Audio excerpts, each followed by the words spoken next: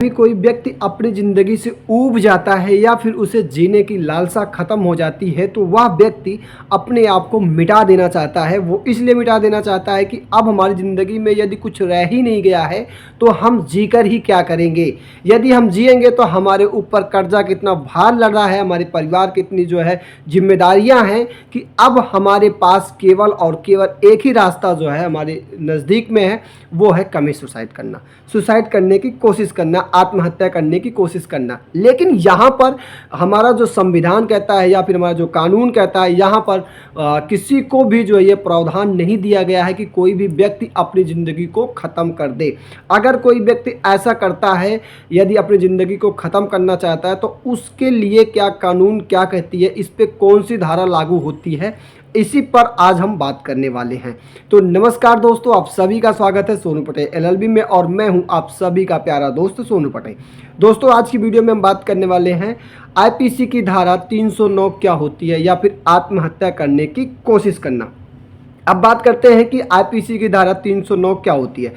आप यदि कोई व्यक्ति अपनी ज़िंदगी से ऊब गया है और वो व्यक्ति जो है आत्महत्या करने की कोशिश करता है और कोशिश करने के बावजूद जब उसे जो है पुलिस प्रशासन या फिर आसपास के लोग उस व्यक्ति को बताते हैं और बताने के बाद यदि उसे पुलिस प्रशासन पकड़ के ले जाती है, पकड़ के ले जाने के बाद जेल में बंद कर देती है, तो ऐसे व्यक्ति के ऊपर आईपीसी की धारा 309 जो है लागू होती है। अब बात करते हैं कि आईपीसी की धारा 309 में सज़ा के प्रावधान क्या है। यदि कोई व्यक्ति आत्महत्या करने की कोशिश किया है और कोशिश करने के बाद अब उसे 1 साल तक के लिए जो है सज़ा हो सकती है, सादा कारावास हो सकता है या फिर दंडित किया जाएगा या इनमें से दोनों भी हो सकता है। आईपीसी की धारा 309 के अनुसार यदि कोई व्यक्ति ऐसा जो है कदम उठाया है तो उसके खिलाफ उसको जो है 1 सालों तक के लिए जो है सज़ा हो सकती है। अब बात करते हैं कि आईपीसी की धारा 309 में आत्महत्या करने की कोशिश में उसको जो है जमानत मिल पाना आसान है या फिर नहीं है, जमानत मिल सकती है या फिर नहीं मिल सकती है। तो सबसे पहले मैं बात कर लेता हूं कि आईपीसी की धारा 309 में ये जो है संज्ञेय मामला होता है।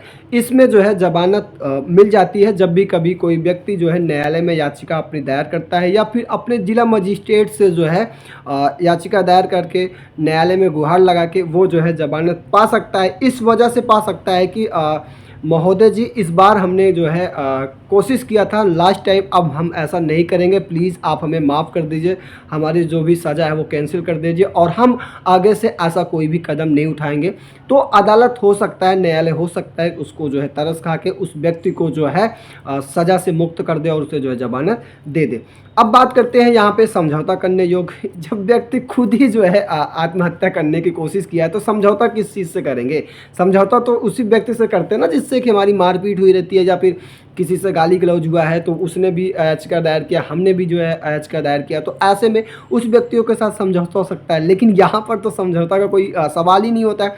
क्यों कोई व्यक्ति अपने आप से मरना चाह रहा है, दबाव में तो किसी के मर नहीं रहा। सुसाइड देखो, सुसाइड का मतलब यही होता है कि यदि कोई व्यक्ति सुसाइड कर रहा है तो वो निश्चित है कि वो अपने जीवन से परेशान है, तभी वो जो है सुसाइड करना चाहता है। अदरवाइज सुसाइड करना कोई नहीं चाहता। आज के ज़माने में कोई ऐसा व्यक्ति है ही नहीं जो अपने खुशहाल जीवन को मिटा देना चाहे। वो तभी मिटाता है जब उसके ऊपर बहुत ज़्यादा परेशानी आती है।